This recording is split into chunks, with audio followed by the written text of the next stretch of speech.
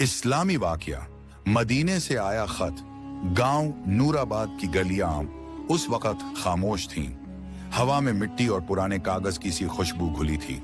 पुराने मस्जिद की मीनार से अभी अभी अजहान की आवाज खामोश हुई थी, मगर गांव के एक कोने में एक छोटे से कमरे में कुरान की धीमी धीमी तिलावत गूंज रही थी। वह कमरा फैज अहमद का था, एक सीधा सादा इल्म और दीन से मोहब्बत करने वाला नौजवान। उम्र होगी मुश्किल से 25 साल, मगर उसके चेहरे पर एक अजीब सुकून था, जैसे हर सांस में अल्लाह का जिक्र बस गया हो।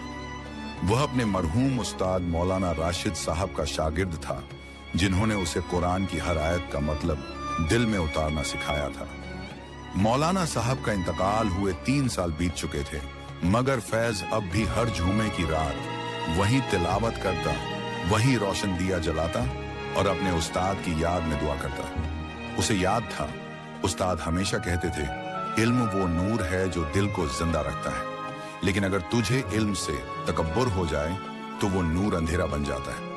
पहला खत उस रात जब घड़ी ने 12 बजाए, दरवाजे पर हल्की दस्तक हुई। फैज चौंका। इतनी रात गए कौन? दरवाजा खोला तो जमीन पर एक पुराना लिफाफा पड़ा था, धूल से ढका मगर कोनों से साफ, जैसे अभी रखा गया हो। लिफाफे पर सिर्फ 2 शब्द लिखे थे, मदीने से आया खत। दिल की धड़कन तेज हो गई। उसने बिस्मिल्लाह पढ़कर खत खोला। अंदर एक कागज था, पुरानी स्याही से लिखा हुआ, ए मेरे प्यारे शागिर्द, जो इल्म तुझे मिला है वो तेरी जिम्मेदारी है। अगर तिलावत तेरे लब्बों तक रही तो तू कारी है, लेकिन अगर वो दिल में उतरी तो तू अबद बन जाएगा। अपने इल्म को दिखावे में मत बेच देना, क्योंकि दिखावे का इल्म आग की तरह दिलों को जला देता है। नीचे लिखा था, तुम्हारा उस्ताद राशिद फैज के हाथ कांप गए। अल्लाह, ये कैसे मुमकिन है?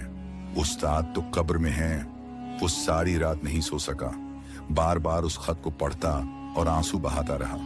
सुबह मस्जिद गया, इमाम साहब को दिखाया। उन्होंने कहा, बेटा, शायद किसी ने उस्ताद की याद में लिखा होगा। मगर फैज का दिल गवाही नहीं दे रहा था।